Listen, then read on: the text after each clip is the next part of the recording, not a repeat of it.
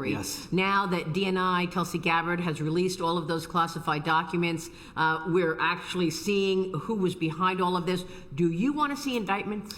I absolutely want to see indictments, Maria. Look, of course, you've got to have the law follow the facts here. You don't just indict people to indict people. You indict people because they broke the law. But if you look at what Tulsi and Kash Patel have revealed in the last couple of weeks, I don't know how anybody can look at that and say that there wasn't aggressive violations of the law. What they basically did is they defrauded the American people in order to take Hillary Clinton's presidential campaign talking points and turn them into intelligence by defrauding the American people, defrauding the intelligence agencies, lying about what the intel said.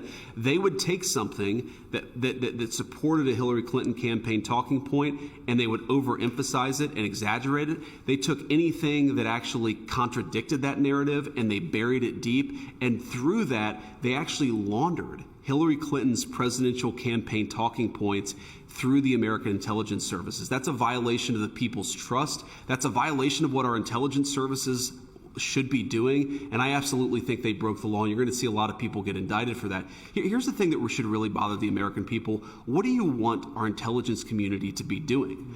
I want them to be catching bad guys. I want them to be making sure that terrorists aren't going to kill innocent American civilians.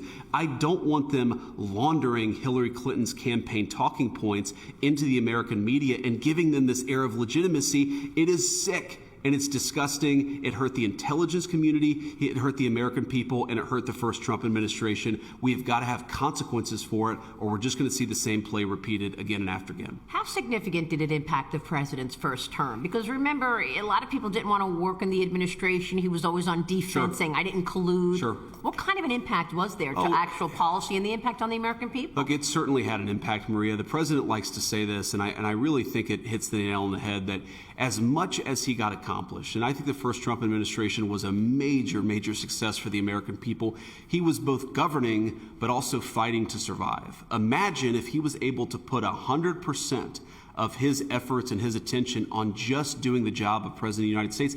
He had to fight back against the fake Russia collusion hoax pretty much his entire administration. That distracts resources, that distracts from the Department of Justice. That means the intelligence community is focused on that instead of on catching bad guys. It definitely had an impact.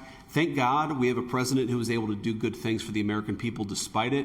But one of the reasons why I think the second Trump administration is going so well is because the administration, the people underneath them, the people behind them, the people working for them, they're not engaged in this fake garbage. We're just trying to carry out the mandate of the President of the United States, and I think we've done a very good job.